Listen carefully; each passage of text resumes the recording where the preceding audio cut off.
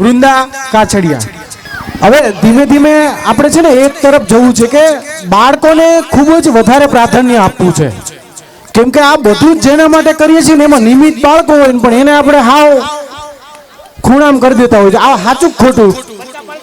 માતાઓ, આ તમારા બાળકો હાટું વાત કરું, મારા ક્યાં ભેગા લઈને આવ્યો છું. આપણે બાળકોને વધારે પ્રાધાન્ય આપવું છે, એની ટેલેન્ટને બહાર કાઢવી છે. જો હમણાં મેં મસ્તી કીધું કોને ગાવું છો તો આવ્યા અહીંયા આગળ, તો એનામાં એક સ્પીકિંગ પાવર ખીલે, સમાજમાં એની વાત રાખતો થાય, તો એવું કામ કરવા જવું છે. જો આવીને આવી તમારી ભરચક હાજરી હે બધા વૃંદા, જો બધા ખરીને બેઠા છે હે કે જો તો વૃંદાને આપણે સાંભળીએ. વૃંદા, સૌપ્રથમ મારા સૌને જય શ્રી કૃષ્ણ, જય માતાજી. હવે અહીંયા તમે લોકો ખાઈને બેઠા છો એટલે હવે તો સાંભળ કદાચ હું કહીશ તમને સમજાશે. હવે એમના એક કહેવા પર જો એટલા બધા બાળકો અહીંયા ઊભા રહ્યા એટલે એમની માતાઓએ તો એમને રોક્યા નથી એટલે છોકરા અહીંયા છે. પણ ઘણી વાર કેવું હોય, આપણા ઘરમાં કોઈ પ્રસંગ હોય ને તો બધા મોટિયાર બેઠા હોય ને તો છોકરું બહુ હેરાન કરે ને તો કે સાઈડમાં બીજા. આપણે નાનપણથી શીખવાડીએ છીએ કે તમારે તમારા ઇમોશન્સ એક્સપ્રેસ નહીં કરવાના, જે ખરેખર એક રીતે આપણે છોકરાઓને તો કંટ્રોલ જ કરવાનો હોય, પણ આપણે એટલા હદ સુધી કરીએ છીએ કે એમનો સેલ્ફ કોન્ફિડન્સ બાળપણમાં જ છોડીને આવતા રહે છે. મારો આજે આ ટોપિક એ નથી. આજનો મારો ટોપિક એ છે કે મારા જીવનના એક બહુ જ સારા કવિ મારા દ્રષ્ટિએ, અને એમના એક ઉંડાણવાળા 3 શબ્દો જે મારા જીવનમાં એવી રીતે ઘૂસી ગયા કે મેં કદાચ જોને 10% અપનાવ્યા હશે, અને આ શબ્દો કદાચ તમે તમારા વડીલોથી સાંભળ્યા પણ હશે પણ ક્યારે તમે ઉતર્યા નહીં હશે, કેમ કે મારો જન્મ દુનિયાની બધી જ સુવિધા જોડે થયો હતો. એટલે મેં ક્યારેય કોઈ દિવસ કોઈ વસ્તુનો સામનો ડાયરેક્ટલી નથી કર્યો. પણ મારા પપ્પા જ્યારે અહીંયા આવ્યા ત્યારે એમની પાસે કશું નહોતું, તો એમનું એવું કહેવાનું હંમેશા એવું કે ચાલશે, ગમશે અને હકાલી લઈશું. તમે આ 3 વસ્તુ જો સમજી જાવ ને જીવનમાં તો તમારે કોઈ પણ વસ્તુની જરૂર નથી. ચાલશે એટલે આપણે ત્યારે કશું જ નથી ચાલતું. છોકરાઓને તો બહુ દૂરની દેખાવો વધી ગયો છે, આપણે છે ને કોઈ પણ વસ્તુ ચલાવી નથી લેતા. જો સમજ બાળકને સમજ પડતા થાય પછી 10 વર્ષે કોઈ પણ વસ્તુ ચલાવી લઈને એટલે એના જીવનમાં સફળ થઈ જાય. આપણે ત્યારે મોસ્ટલી હું કોલેજમાં આવીને તો મેં કોલેજમાં એક કલ્ચર જોયો છે કે બાઇક લઈને આવવાનું કે ગાડી લઈને આવવાનું. શું કામ? મારી ઉંમર છે ગાડી ચલાવવાની, તો મને ગાડી જોઈએ જ, હું નહીં ચલાવી લઉં. બસમાં તો નહીં જ આવું, હું તો બસમાં જ જાઉં છું. આ તો નોર્મલ એટીટ્યુડની વાત કરું છું. જો આપણે કોઈ પણ વસ્તુ ચલાવી લેતા શીખી જશું ને જીવનમાં તો 10% સફળ તો આપણે ત્યાં ઊભા થઈ જશું. કેમ કે આપણે એક્સેપ્ટ કરી લીધું કે જે આપણે મળ્યું છે ને એમાંથી આપણે કંઈક કરી બતાવશું. આપણે એ વસ્તુની આશા નથી રાખતા કે મને પહેલું મળશે તો જ હું એ કરી બતાવીશ, કે મને સારી સ્કૂલ, સારું ટ્યુશન મળશે તો જ હું ભણી બતાવીશ. ઘણી વાર માતાઓ પણ ઘરમાં નથી ચલાવી લેતા કે કોઈના મેરેજ હોય દૂરના, કે મારી બેનના મેરેજ છે તો હું થોડી ચલાવી લઉં, મારી બધી બહેનો સાડી પહેરાવે. પણ અહીંથી જો નીચે ઉતરીશ ને તો તમને પણ યાદ નહીં હોય હું શું બોલીને ગઈ, અને મને પણ યાદ નહીં હોય, પણ તો પણ આપણે ચલાવી નથી લેતા.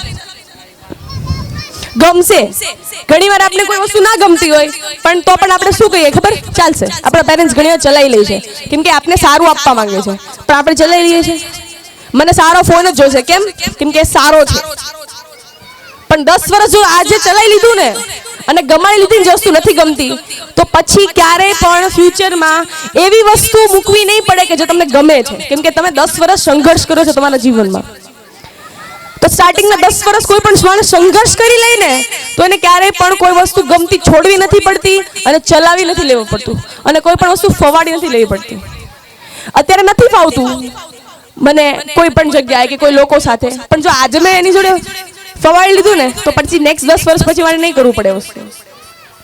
અહીંયા આપણે બેઠા છીએ તો ઘણા બધા લોકોને કમ્પ્લેન હશે કે મોટા માટે સોફા મૂક્યા તો મારે તો નીચે જ બેસવાનું ને, ટાટિયામાં ખાલી ચડી જાય.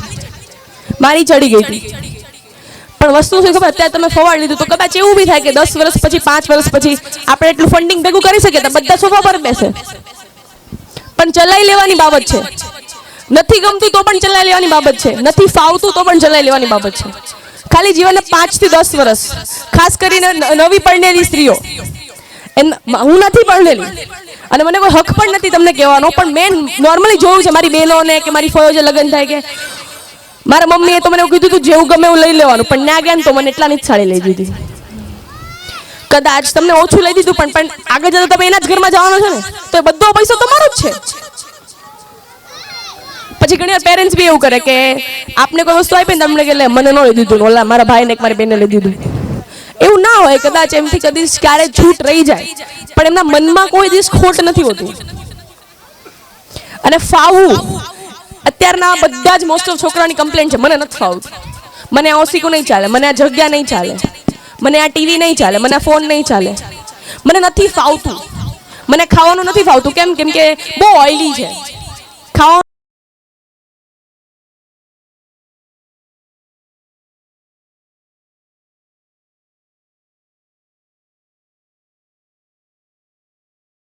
નથી ફાવતું કેમ કે મારા બધા ફ્રેન્ડ્સ નથી ખાતા. જો ઘરમાં આજની તકે તમે મહિલાઓ અને પપ્પાઓ અને મમ્મીઓ ચલાવી લેશો ને તો તમારા છોકરા શીખશે ચલાવતા. હું તમને તમારી મન મારી તમારી ઈચ્છાઓ ચલાવવાની વાત નથી કરતી, પણ એટલું કે તમારા છોકરા ફ્યુચરમાં એ વસ્તુની અહેમિયત સમજે. આજે મારા પપ્પા પાસે એટલી કેપેસિટી છે કે મને સારી ગાડી લઈને કોલેજ મોકલે કે સારો ફોન પણ લઈ આપે, પણ હું પણ હજી જૂનો ફોન જ વાપરું છું. શું કામ? જો આજે હું ચલાવી લેતા શીખીશ ને તો મારો પગાર આવશે ને જ્યારે હું ફોન લઈશ ને ત્યારે મને ખુશી થશે. કેમ? કેમ કે મેં મારા પૈસાથી કમાઈ લીધો છે. આજે જેટલા બેઠા હશે ને એમાં 80% એવા હશે કે જેના પેરેન્ટ્સ ગામડે હતા, પછી એમના છોકરાઓ અહીંયા આવ્યા, કઈ જગ્યાએ કોઈના ખાતે સૂતા હશે કે કોઈના ઘરે લોજિંગમાં જમતા હશે, ને આજે આ બધી કારકિર્દી ઊભી કરી છે. સારા કપડાં પહેર્યા છે એમના છોકરાઓએ, એમની બહુ સારું ઘરેણું પહેર્યું છે. શું કામ? કેમ કે એ માણસે મહેનત કરી છે. ખાલી માણસે ને એની પત્નીએ કરકસર કરી છે ક્યાંક ને ક્યાંક, ત્યારે જઈને આજે મુકામ પર પહોંચ્યા છે. પણ એ વસ્તુ આપણે છોકરાઓને બતાડતા નથી. શું કામ? અત્યારે તો પૈસો છે ને, તો શું કામ આપણે એને કરકસર કરાવી? પણ કરાવો, જો અત્યારે કરાવો છો નહીં ને તો એ બહુ ખરાબ દિવસો જોશે આગળ. એટલે મારું કહેવાનું એમ છે કે જીવનના 10 વર્ષ જો ચાલશે, ફાવશે અને ગમશે, આ 3 વાક્યો તમે ઊંડાણથી પણ 5% પણ ઉતાર્યા ને તો પણ સફળ થઈ જશે. અને સફળ થવાનો મતલબ બહુ પૈસાવાળું થવું કે બહુ સુખી જીવન જીવવું નથી. સફળ થવાનો મતલબ અંતરની શાંતિ હોય છે. ઘણીવાર કોઈ વસ્તુ ના ગમવા છતાં પણ આપણે જે બહેસ કરીએ છીએ ને આપણા ભાઈ બહેન જોડે, હું પણ કરતી આજ સુધી, કે મારું કોઈ કપડું મારો ભાઈ અડે મારા શું કામ દઈડો, એ મારું છે. પણ મારું શું છે? આપેલું નામ માતા પિતાનું છે, પહેરેલા કપડાં પણ એમના છે, અને જે બોલું છું ને એ એમના ડીએનએ માંથી આવ્યું છે. મારું કશું જ નથી. તો એકવાર મારું મુકાઈ જશે ને તો બી બહુ થઈ જશે. Thank you so much for listening to me. અને જો કોઈ ભૂલ થઈ ગઈ હોય તો માફ કરજો. ખૂબ ખૂબ આભાર.